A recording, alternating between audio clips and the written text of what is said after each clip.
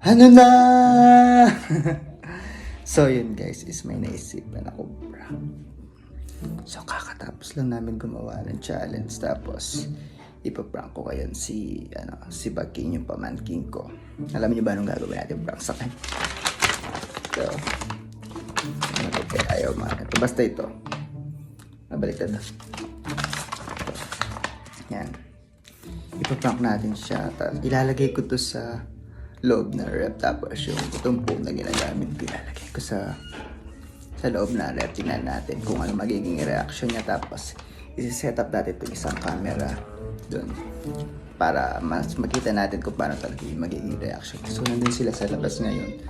Dito sa taas. So nasa baba yung rep. So doon natin ilalagay yung ano.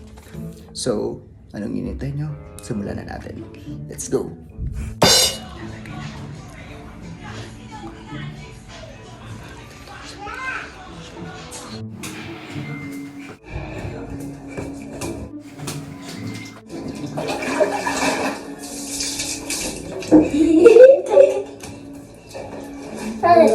Ma!